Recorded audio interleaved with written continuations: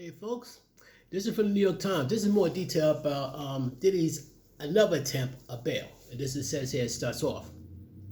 Seeking release on bail, Sean Combs downplays risk of witness tampering.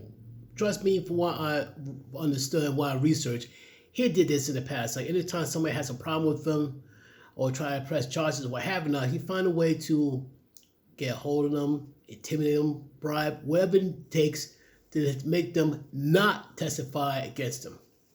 But it goes on.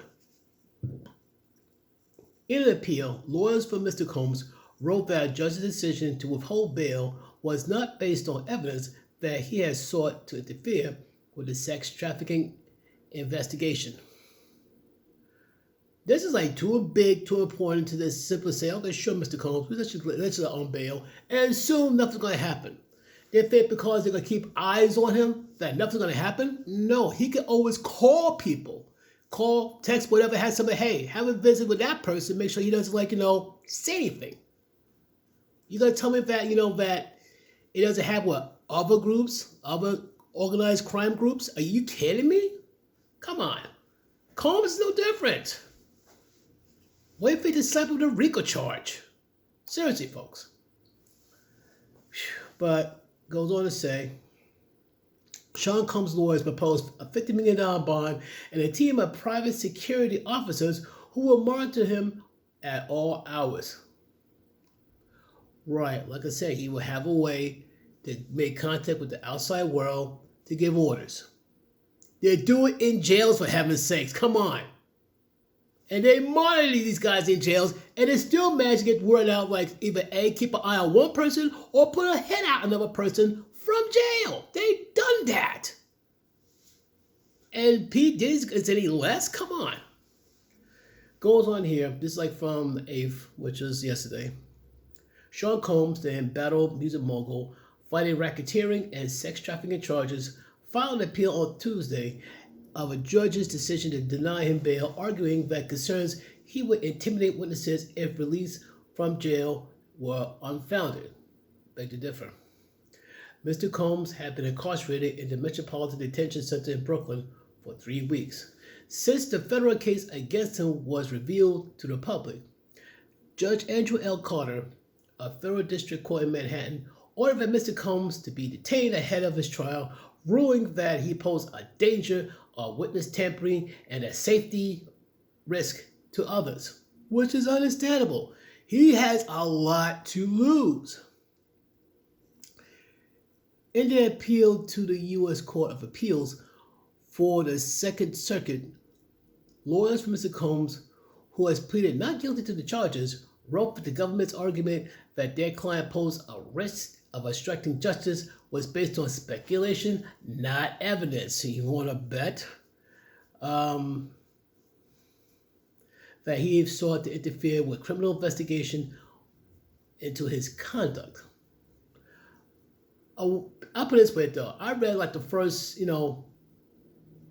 I heard the first 3 chapters of Kim Porter's book, where Sean Combs smacked the fire out of her early in the relationship, smacked her hard. Yeah, sure. Goes on to say here, the lawyers Alexandra A.E. Shapiro and Jason A. Driscoll argued in the court filings that Mr. Combs' decision to travel to New York to face the charges, coupled with the intricate proposal for monitoring outside the government's custody, helped support his release from jail ahead of his trial. I'm sorry, I don't care what anyone says. The man's a flight risk. He has his own private jet to go anywhere on the planet. Anywhere. What make him think once he get on a jet, he'll be found again? And I know it's like, oh, you got anchor monitoring, they could be snipped off. They have ways around it, believe me. And I won't be surprised he has the technology to find a way around any way to be monitored. He has a way. If he has the cash, he has a way. Mr. Combs is presumed innocent, they wrote in the filing. He traveled to New York to surrender because he knew he was going to be indicted. He took extraordinary steps to demonstrate that he intended to be faced and contest the charges, not flee. He presented a bail package that would plainly stop him from posing a danger to anyone or contacted any witnesses. He has probably had multiple. He got more properties than just Los Angeles and Florida. He has more properties than that. So I don't know who they're trying to front. Prosecutors had accused Mr. Combs of running a criminal enterprise that helped him carry out a decades-long pattern of physical and sexual abuse, alleging that he coerced women into highly orchestrated sexual encounters with prostitutes through the use of drugs, physical and emotional abuse, and financial pressure. Mr. Combs' lawyers have vehemently denied the charges, saying that the hip-hop mogul is an imperfect person, to say the least, but he's not a criminal. They argue that sexual encounters known as freak offs involve only consenting adults. Keywords: adults. Number one, are you sure they're consenting? And adults. Word has it there's some underage individuals there. But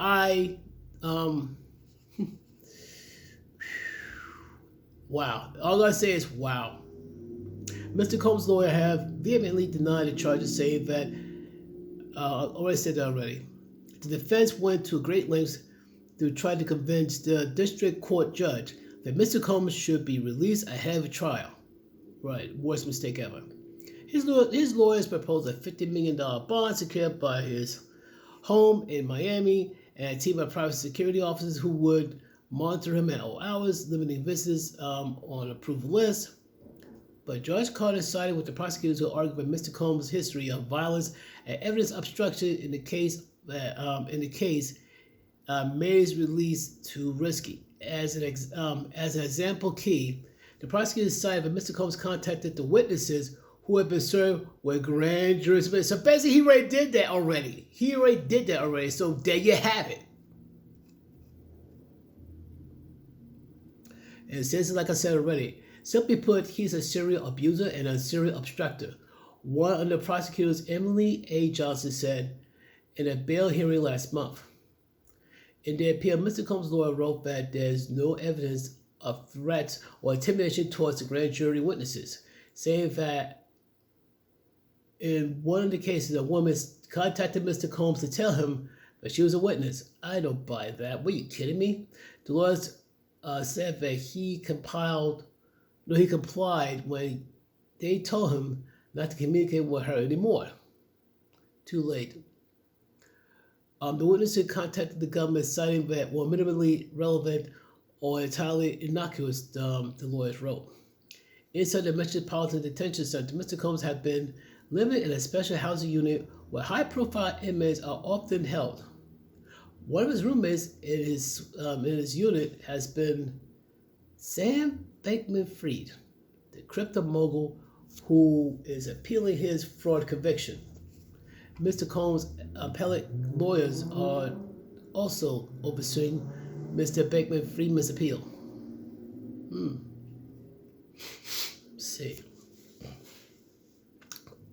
Under the proposal for release submitted by his lawyers, Mr. Combs agreed to live under a highly restricted conditions with no phones, no access to the internet, video monitoring is necessary. And Judge Carter had not been persuaded that the proposal would prevent obstruction, saying in a hearing that Mr. Combs would still operate through employees, even coded messages if necessary. Yup, that's all I gotta say, yup. Let's see, in their appeal, the lawyers countered that there were no evidence that Mr. Combs had used coded messages. There's no risk of Mr. Combs using such code under monitoring. They wrote in a footnote, how would any visitor know how to interpret the supposed code? How do you know you don't have one in place already beforehand? I guess that is it for now. So what do you think, folks? We have this whole situation that they are moving heaven and earth to free Diddy. So what do you think, folks? You think that it's like free Diddy, or keep him locked up? Yeah, keep him locked up. Please leave your thoughts and comments. Peace.